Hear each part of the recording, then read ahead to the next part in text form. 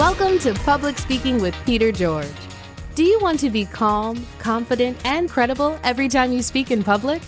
Then stay tuned as Peter and his guests discuss public speaking tips, techniques, and tactics that help you increase your impact, influence, and income. Here's your host, Peter George. It seems like every business magazine you read or every business show you watch or listen to includes something about branding. And over the past several years, this has included a very specific form of branding, personal branding. But what exactly is personal branding? And why is it so important to you as a public speaker? Well, listen in as my guest Jen Campbell answers these questions and more, so you can establish yourself as a leader in your particular niche in the world of public speaking. As an entrepreneurial connector and personal branding expert, Jen helps you gain the clarity that increases your community, connections, and conversations through strategy, coaching, and mentorship. She was selected to work as part of a team representing one of 12 Facebook communities in North America for the Facebook Community Accelerator Program in 2020. Jen was also recognized for building communities when she was selected to attend the Facebook Community Leaders Summit in 2019, as well as the Facebook Worldwide Virtual Community Leaders Summit in 2020. Here's my conversation with Jen Campbell. Hi, Jen. Welcome to the show. Hey, I'm so glad to be here. Thanks, Peter. Well, thanks for being here. Jen, in business, we hear the words brand and branding quite often. And now we're hearing the term personal branding. What is personal branding? That's a great question, Peter. I think a lot of people get confused about what a personal brand is. And the way I see it is that there are three components to your personal brand. There's how you see yourself, how others see you, and how you want to be seen. And to create a personal brand, if you combine all three of those things and make sure that there's not a disconnect between them, it really allows others to see the good in you and what you do. So seeing these three things come together is kind of natural for speakers. And that's what I want to talk about too, is why does this matter so much, especially to people who are listening now, public speakers? For public speakers, I'll give you an example. True confession, I Googled you right before we had our meeting. And I'd already looked at your website and everything like that. And Peter George, kind of like Jen Campbell, other people have that name. So when I Google you, all sorts of people come up. But when I said Peter George speaker, almost the entire page of my Google, except for one hit, was about you. So that says that you've really defined your personal brand well. And what a lot of people don't realize is that how you position yourself in the marketplace, whether it be for a job or you're trying to hook up with someone on Tinder, whatever it is, people are going to search for who you are and they're going to brand you. And it's more important to brand you before others do, because then you can kind of control that narrative and make sure that the way that you're perceived is the way that you want to be perceived.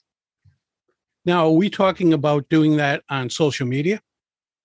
Social media is the easiest way to do that, because the second thing that pops up when I Google your name is your LinkedIn profile. And LinkedIn, Facebook, Instagram, all of the different social media platforms, their algorithm is on Google.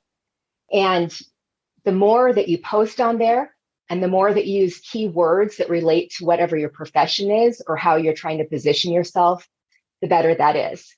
Like, for instance, because my name is Jen Campbell, there's a lot of them out there. There's a doctor that people are trying to recall from election down in San Diego. There's a children's book author. And then there are people who get arrested for meth in Georgia and South Carolina a lot. Now, I don't want to be associated with people trying to kick me out of office or anything else like that has a negative thing. So I've positioned myself so that if you Google Jen Campbell branding, the more things I do and put myself out there as Jen Campbell that relates to branding, the more that the algorithm on Google knows that you're thinking about me as Jen Campbell and not the 10,000 other ones that there are in the United States or however many there are. Which makes a huge difference. Heck yeah. I've done that where I've Googled myself, and the one that comes up quite often is the Peter George who, under a different name, wrote the book that led to the movie How to Love the Bomb or whatever it was in the 60s or 70s. But we want them to find you. And that goes to the other part about your social media profiles. And I know that a lot of professionals, they're like, oh my gosh, I don't want to be on social media. I don't want to waste my time. That's like the last thing that I want to do. Does it really matter if I post a picture about my food or my fluffy cat at home or my kids? That's not what it's about. Social media is a tool. And you have the power to be able to influence people and to be able to show them the best parts of who you are. Not like curated content, like your whole life is a perfect filter. You want to show them, you don't want to show them the hot mess that you are either. You can give them a little bit of like the warm mess so they get a flavor of your personality and who you are, but not the full on hot mess, because people only want to watch that if they're doing like a train wreck TV, like reality TV shows. That can really impact your position with your career, whatever it is that you choose to work on. A few minutes ago, you mentioned LinkedIn. Now, there are a lot of different platforms out there: LinkedIn, Facebook, Instagram, YouTube, TikTok. How do our listeners choose which one or which ones to use? That's a fantastic question, Peter. The best way to choose is to really know who your target demographic is, like who that person is that you're trying to target. And not like you're trying to sell your soul or something like that to other people, but who you want that audience to be so that you really resonate with what kind of message that you want to send. Like for me, my number one platform is Facebook. And I specialize in working with Facebook community leaders, people who run Facebook groups of tens of thousands of people, like 65,000 people in a Facebook group. So my LinkedIn profile is not as prolific, and I didn't even actually create one until about 2 years ago. However, I have one now, even if I'm not as active on it, because anyone who's in a professional realm should have a LinkedIn profile. And you don't have to be active on every single profile, but the fact of the matter is, whether or not you like Facebook, 86% of people have a Facebook account, and 93% of people check their account at least once a week. So if you make sure that your profile is updated, then that helps a lot. And the number one thing also is that you make sure that your profile really reflects who you are, especially with your picture on all of the platforms. And not the you that was like 20 pounds and 10 years ago, but the legit you of how you look now, because that creates that authentic connection with people. They want to see the real you, not the sugar-coated Instagram filter version of who you are and who your life is. That happened with me maybe 3 or 4 months ago. I met with someone, never met her before. We met for coffee. Mm-hmm. And the person who showed up and the person who I was expecting from their photographs weren't necessarily the same person. There had to be a good 10 or 15 years between those two. Heck yeah. And that's disappointing. I ran into someone at a conference once and she was like chatting me up and like, I knew that I knew this person, but I had no idea. And I went out to, I was like, said, who was that person? You know, someone I knew that was standing next to me after she walked away. And they told me her name. And I searched on Facebook and her profile picture was a cat. Now, of course, I'm not going to know what she looks like because I'm seeing this cat right there. And obviously, I know she loves cats, but that's not really who she is. And I know for me, I've struggled with my weight on and off throughout the years. And I used to weigh 100 pounds more than I do right now.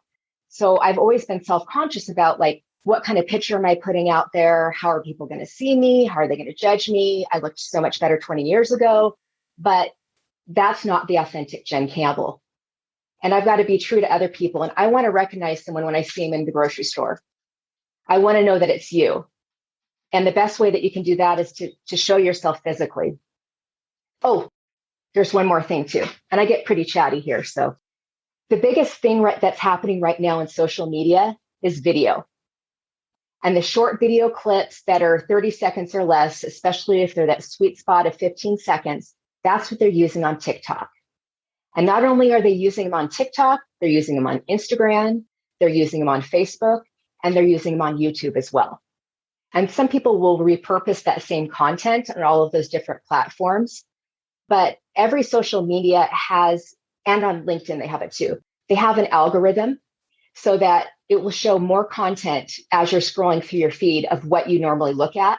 But right now they're prioritizing video over anything else because they've recognized that keeps people on the platform longer. So what does that mean? It means even if you feel uncomfortable about the way you look, that you need to be on camera more and telling people who you are and showing that through what you say. And that freaks me out more than doing public speaking in front of a stadium of people. And the reason why is because I can't see the person's reaction back at me. Like, what if they're rolling their eyes at me or like, oh my gosh, Jen Campbell, she's so full of herself. And so in a way, it makes you even more vulnerable to be able to record those videos. It's tough to do that and not get any feedback. Right? And I think people feel just as odd, I know I do, about being on video as they may have several years ago about being on audio, on podcast or the like. Mm-hmm. And we learn to deal with it. Truthfully, I don't use video that much because I try what no one should do. I try to make it perfect instead of just have at it.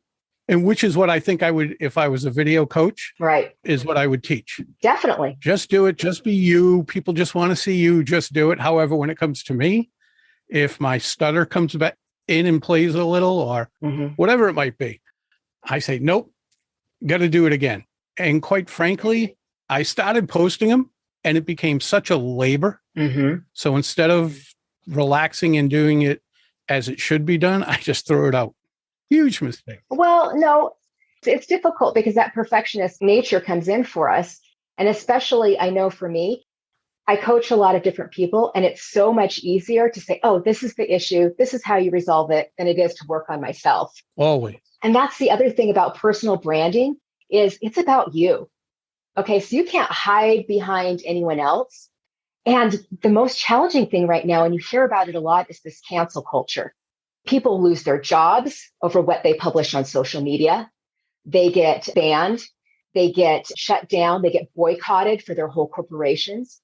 And especially if someone's in a leadership position, like a CEO or a CFO, or just they run a team of people or have a small business, it can be really nerve-wracking to think, okay, if I post this thing online, even if it was 5 years ago, what are people going to say or think?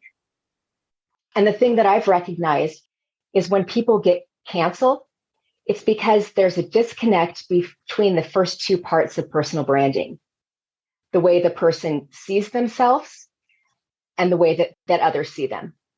And so there was a woman she still is. She's written books and she's a strong Christian.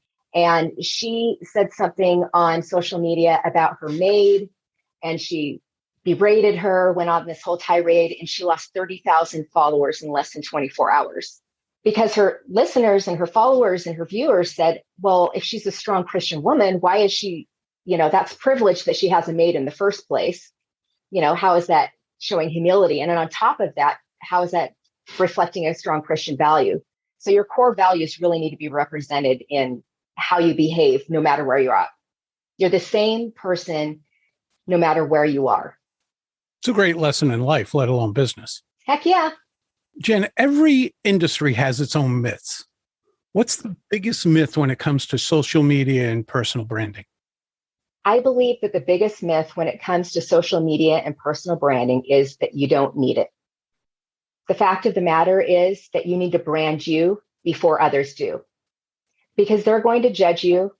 They're going to already form an opinion about you. Just like when you walk on a stage, within that first 3 seconds, they either decide that they're going to connect with you or not. The same is true on social media. And it's a lot easier to make that impression be something that you want to be perceived as than it is to go back and try to fix or change it. Well, follow that up with what's the biggest mistake you see people make on social media when it comes to their own personal branding? Not being themselves.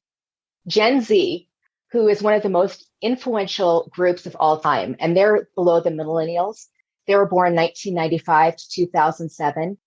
The number one thing that they value in any brand, whether it's a business or in another person, is authenticity.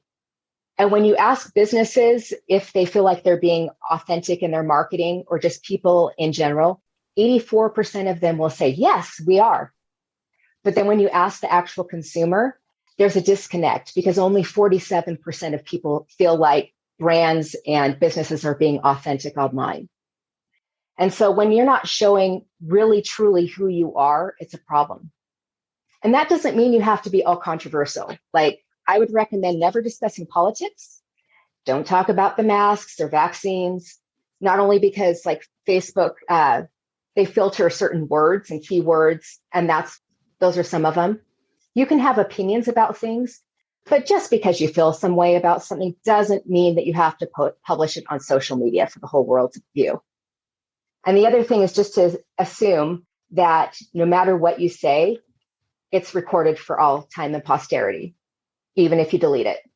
There are wayback machines, there are deleted tweets, whatever it may be, it can come back out and get you. And owning it and acknowledging if you do say something that you regret later or you've changed your position on it, the people that everyone goes after and attacks and try to cancel who own it and are like, hey, yeah, I said that thing. Now I feel this way about it. Thanks for bringing that to my attention. It kind of takes the steam and everything out of it. Jen, what's something someone can do, something quick? What can they do each day or every other day or once a week, whatever it might be, that doesn't take a lot of time, but will help them improve their personal brand on social media? I would pick one platform and own it. So if they're searching for a job or want to really build their credibility within an industry, it might be LinkedIn. If they're wanting to really connect with who their customers are and have that personal side to them, it might be Facebook. If it's something that they want to keep up on current events, it might be Twitter. Or if they want to show more humor in a situation, it could be TikTok. That doesn't mean you have to do every dance challenge. But if you pick one platform, and it doesn't mean you have to spend all day crafting these long posts and having the perfect picture on there. If you post consistently on any social media platform, the algorithms will show your content to more people because it will crawl through there and see, okay, who likes Peter's post? Who makes a comment on Peter's post? Who shares Peter's post? And they call that engagement. So the more engaging that your post is, the more people and the larger audience it's going to show your post to. And what I love about social media is no matter how big or how small the community that you live in is, or if you're an introvert or an extrovert, you can make a difference in the lives of other people. I live in a town with less than 3,000 year-round residents, but I'm able to influence millions of people around the world through the few people that I connect with on social media. And that's a powerful tool to be able to make a huge difference by just being a regular person. Our listeners are speakers, aspiring speakers and the like. How can personal branding help them get more gigs, get higher paying gigs, have people coming to them instead of them chasing the gigs all the time? How can that happen? The first thing, if you can, is to own your own personal domain. Own your name. Like I own jencampbell.com because that's going to be something that helps you go to the top of the list. Decide the 3 key words and how you're going to define yourself and what it is that you want to be known for when it comes to speaking. Is it something you've done in your background? Is it a certain type of talk that you give to other people? When you clearly define what that is, you can start using those words in your posts and you can start talking more about what it is that you do.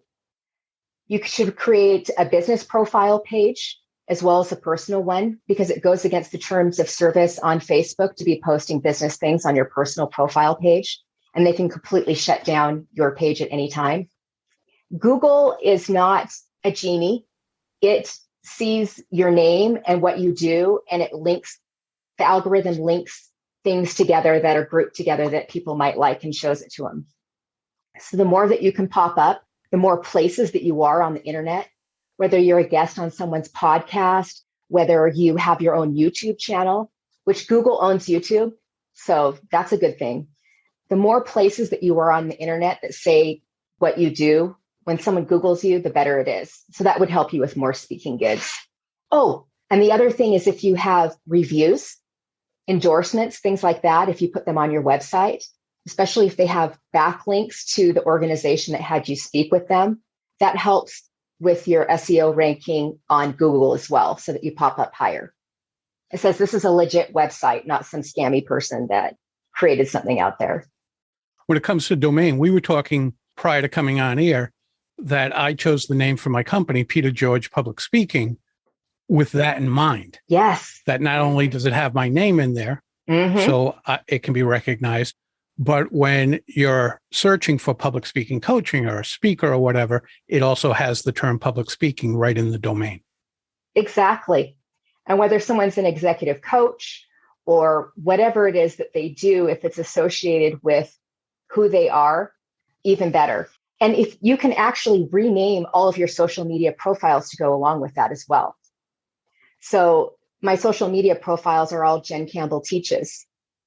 So whether it's LinkedIn or Instagram, I have a website with all my products named that too. But like my personal profile is Hello Jen Campbell. So that it reinforces, okay, who's this lady with the red lipstick? It's Jen Campbell.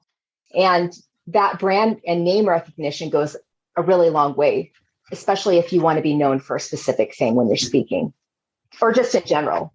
It's funny when you just mentioned your red lipstick. I noticed that when I was on your website and social media, I noticed that you had prominent red lipstick. Heck yeah, that's part of my personal brand. My thought was, wow, she's very consistent in her lipstick. Thank you. So I didn't realize it was part of your actual choice of branding. Well, it is. And that's a lot of times when people think of personal branding, they think of colors and logos and fonts. And especially if you're crafting a business and are an entrepreneur that you're building your own personal brand as a solopreneur, it's important to have those things in there. But the bottom line is you first need to define those 3 key words that really say who you are as a person. And then your target demographic. And then you just build the brand around that. So one of my colors is red. Even though your listeners can't see me, I've got the red lips. I've got red nail polish, and I usually have my lashes on, which a lot of times we're working from home now, or it's really shifted in the marketplace with what work looks like for us.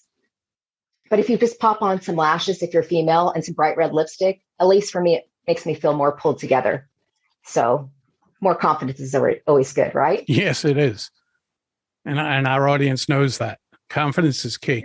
Heck yeah. And even if someone can't see you on a video, it's fantastic to be able to have that just to get that little more of confidence. That means that you might need to switch out of those yoga pants or the sweatpants that you've been wearing around the house because no one sees you, just so that you can feel more pulled together. And not like just on the top in case you're on a video call, because who knows if a kid or someone will come in the back door and you don't want to look like a hot mess. Remember, just the warm mess. Many years ago, in the 80s, actually, when I worked for one of the best known brands in the world, we could work from home. Really? And one of my bosses said to me, if I ever show up at your door, you better be dressed for work. That company was very particular in how we dressed. Always had to have a white shirt, power tie, all that stuff. Shiny shoes. Shiny shoes, dock suit. His point wasn't that, I'm going to see that even if you're at home, you're adhering to the quote unquote uniform, but it's the mindset. He wanted us to be in the mindset of doing business, even though we were at home, as opposed to I'm going to sit around in my underwear and work at my desk or whatever it is, or make calls or whatever we were doing at the time. It was important to him and it became important to me. Right. And then that kind of aligns with what we were talking about, our personal brand on social media and online. Are you going to want that a boss or a potential employer or client to see you with however you are looking? Like it might be fun to be able to show a picture of you in Mexico on a cruise with your friends with a huge margarita in there and totally blitzed. But a future employer might look at that. Or someone that you're going to guest speak for, they're going to Google you. Like over 80% of the time, they're going to Google you. And if that picture pops up and it's embarrassing, then that's going to really change their perception of how professional you can be, even though it's your personal time / private time and your work time. They've merged together now. It impacts each other. And whether or not you like it, that's the way it is right now. So it's important that all aspects of your life align with who you really are with your personal brand. Before social media, we could separate those a great deal. As long as we didn't get drunk at the company holiday party, it never got back to work. Right. Well, now everyone has a video recorder on their phone. So you've got to assume when you're like getting mad at the clerk at the grocery store because they got something, or, or your order wrong at the coffee place, that someone could be potentially recording you, even when you're out everywhere in public, even when you're not in public. That's kind of scary. And I'm really grateful that in my young, stupid 20s, when I was making some poor decisions, that they did not have that technology, because if no one has pictures of it, it didn't really happen, right? It's like if a tree falls in the forest and no one heard it, did it really fall? Like if Jen was dancing on tabletops and no one recorded it, did it really happen? I'm saying no, but that's not the luxury right now. And it changes so often. And a lot of times there is, for younger people, there can be embarrassing situations or partial nudity photos or just really embarrassing things that can happen and be recorded. If that doesn't align with what your personal brand is, knowing that whatever people see of you, it doesn't have to be permanent, is a powerful, powerful thing. Yes, you're going to make a bad impression. Yes, there's going to be something really embarrassing that someone posts about you, like that really bad angle of the picture that grandma took of you that's on the internet now that you just wish would go away. And they do have services you can pay for that will go through and scrub all of your profiles of anything that you don't want there. But you don't need to worry about that if you're just true to who you are. And that doesn't mean people have to like you, because the more authentic you are, the more polarizing you can be. You know what one of the best examples is? Like if you think of a personal brand and you think of Donald Trump, whether or not you like the man, he is completely polarizing. Right. But he consistently has the same message for people. He knew who his target demographic was, and they weren't just liking him. They were like rabid fans. And that's what you want people to be like, oh my gosh, I absolutely adore Jen Campbell. She's fantastic. I love everything about her. I can't wait to meet her someday. She's amazing. At least that's a picture I have in my head. Now, I don't necessarily want the other side of that, of people being like, I hate Jen Campbell's guts. I never want to hear from her again. But if you have a following, whether it's 5 people or 5 million people who really appreciate who you are, the authentic you, that's the best thing that you can do to build your personal brand. Now, how can our listeners determine what their brand might be at this time? Not from what they think it is or they want it to be, but what it actually is. This is what I did. All right. And it's kind of, it's a scary thing. But I asked my Facebook friends, I said, if you were to describe me, if you were to put Jen Campbell into 3 words, what would you say about me? And I already had those 3 words that I had to describe myself, but I wanted to hear what other people had to say. And I just accepted all of the things. And the most surprising thing is when I looked at my list of those 3 things, they were not the same things necessarily as what other people said about me. A lot of them were better, which I don't know what that says about my self-esteem, but it really surprised me. Like there were some things I thought, okay, this is one of my words that I think completely describes me. And the number one thing that people said about me is that I was kind. And I'm like, well, I don't know. You might want to ask my kids about that, because some days, or my husband, that I don't know if I'm always kind. Some of the people I said, so give me an example of this, not that I was like probing for compliments or whatever. It was just a really eye-opening experience. And I took all of those words and I wrote them all down on a piece of paper. And I still will look at that from time to time if I feel like I've kind of forgotten who I am at my core. And one of the best compliments I've ever received is when someone met me in person and they're like, oh my gosh, you're the same Jen Campbell that you were on your blog when you write. And making sure that, you're not using those $50 words that people have to look up in a dictionary if that's not how you normally speak. You want to use those colloquialisms that are part of who you are. However you speak, that's how you want to write your messages. That's going to resonate with people because you don't need to impress everyone. I had the same compliment, or a very similar one. I used to guest write for a book in a particular industry. It came out every year.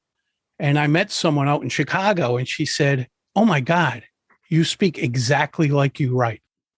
You owned your personal brand. And you can also do voice to text and everything like that now too, just to be able to test yourself out to see how you really speak. I don't think back then I was being all that thoughtful about it. I just think that I just write the same way I talk and talk the same way I write. And they're both very matter of fact. I think you brought up a great point about overthinking. when we put too much time into what we're going to say or how we're going to say it, then it doesn't come across with authenticity. It seems phony. And one of my favorite books, Catcher in the Rye, Holden Caulfield talks about not liking phonies. And he emphasizes it over and over again about how he hates phonies and he hates anyone who's phony and not really true to who they are. And that's how most people feel too. We've had years of media bombarding us and all sorts of pictures everywhere and words everywhere that it's hard to really feel that human connection with another person. By being our true, authentic selves on social media, that's a way that we can really connect with other people. You want to be the same person online as you are in real life. Yeah, no surprises. Well, you can give them a little bit of mystery or whatever when they actually get to meet you, and show them even more of your awesomeness. You can hold back a little bit of the awesomeness when they meet you in person. They're like, oh my gosh, let's go out together, hang out on the town. You're amazing. Jen, how can our listeners connect with you? Oh, thank you. They can reach me on jencampbell.com. JenCampbellTeaches.com is where I have a lot of templates that people can use to identify who that key target demographic is of people that they want to work with, and some other things like color palettes. And if they're wanting to really build a brand to be able to promote, they can reach me at Jen Campbell Teaches on Instagram, on my business Facebook page, and on LinkedIn, and then hellojencampbell.com on my personal Facebook profile page. Jen, I appreciate your taking the time to be with us today and helping our listeners. Oh, thank you so much, Peter. I really appreciate it. I know that anything I can do to share a little bit about what I know with others helps me feel even better because I know I'm making a difference. Thank you. That's a wrap of another episode of Public Speaking with Peter George. Be sure to rate, review, and subscribe wherever you listen to your favorite podcast. Tune in Monday when you'll hear another episode of Public Speaking with Peter George, and again Thursday for your next episode of Quick Bites, public speaking tips and techniques you can digest in 5 minutes or less. Until next time, remember, when it comes to speaking in public, you've got this.